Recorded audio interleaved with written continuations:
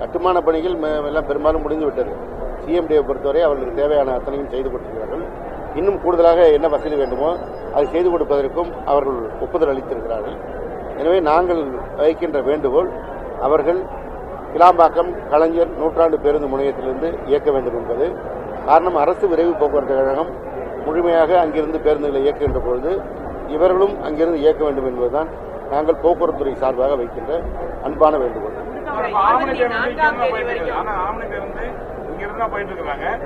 இதனால என்னன்னா நிறைய பேர் கவர்மெண்ட் இருக்காங்க. இப்ப அவங்களுக்கு வந்து புக் பண்ணவங்களுக்கு இங்க கூட்டி போற வழி இருக்கா? யார் புக் பண்ணுவாங்க? ஆமணி பேர் வந்து கோயம்பேட்ல இருந்து கூட்டி போறாங்க.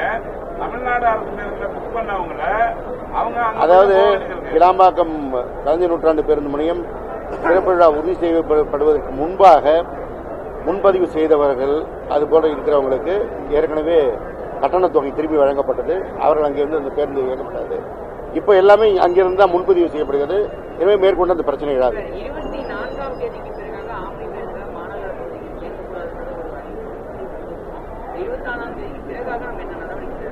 அது குறித்து ஆய்வு செய்வதற்காக இன்றைக்கு சிஎம்டிஏ, அரசு போக்குவரத்து துறை, காவல்துறை எல்லாம் கலந்து ஆலோசித்து ஒரு கூட்டம் நடைபெறுகிறது.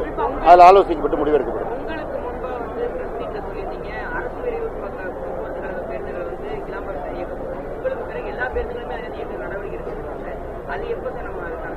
படிப்படியாக துவங்கிடுச்சு. அங்கிருந்து இயக்குவதற்கான நடவடிக்கைகள் படிப்படியாக துவங்கிடுச்சு. இந்த மாத இறுதிக்குள் அனைத்து போக்குவரத்து கழக பேருந்துகளும் அங்கிருந்து இயக்கும்.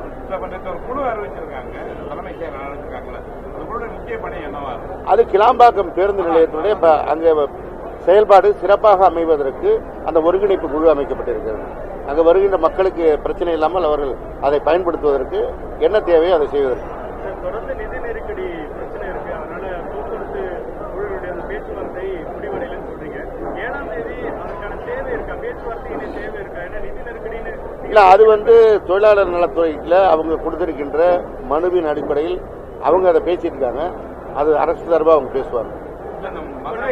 அவங்களுடைய பிரச்சனையை நிவர்த்தி செய்யக்கூடிய அளவுல அதாவது எல்லோருக்குமான கோரிக்கை நிறைய இருக்குது. பொதுமக்களுக்காக இருந்தாலும் பல்வேறு துறையில பணியாற்றுகிறவர்களாக இருந்தாலும் எல்லா கோரிக்கையும் ஒரே நேரத்தில் நிறைவேற்ற முடியாது என்பது எல்லோருக்கும் தெரிந்த விஷயம். அதை உணர்ந்தவர்கள் பணிக்கு வருகிறார்கள், மற்றவர்கள் கோரிக்கை வைக்கிறார்கள்.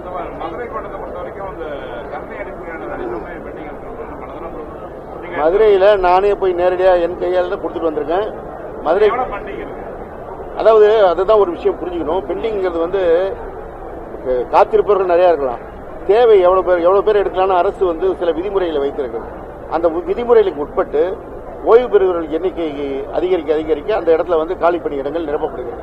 அதில் ஓட்டுநர் நடத்துனர் பணிக்கு தான் முக்கியமாக காலி பணியிடங்கள் இருக்கிறது.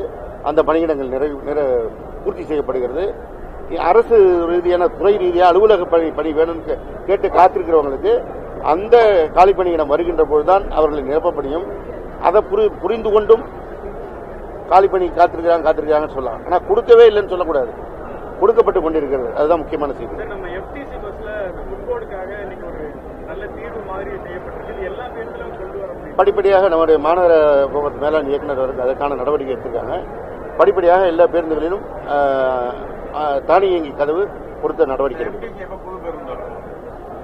இந்த அடுத்த மாதத்துக்குள்ள ஒரு 100 புதிய பேருந்துகள் வர இருக்கு.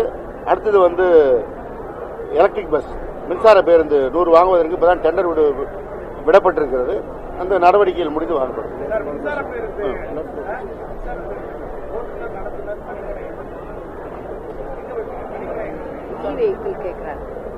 அதற்கான தேவை ஆய்வு செய்யப்பட்டுக் கொண்டிருக்கிறது.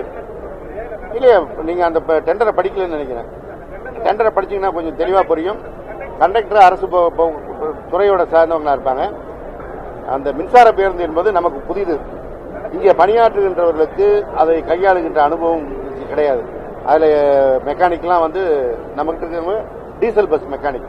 அதனால அந்த பேருந்து யார் சப்ளை பண்றாங்களோ அவர்களே அதை பராமரிக்கின்ற பணியும் செய்ய வேண்டும் என்பதுதான்.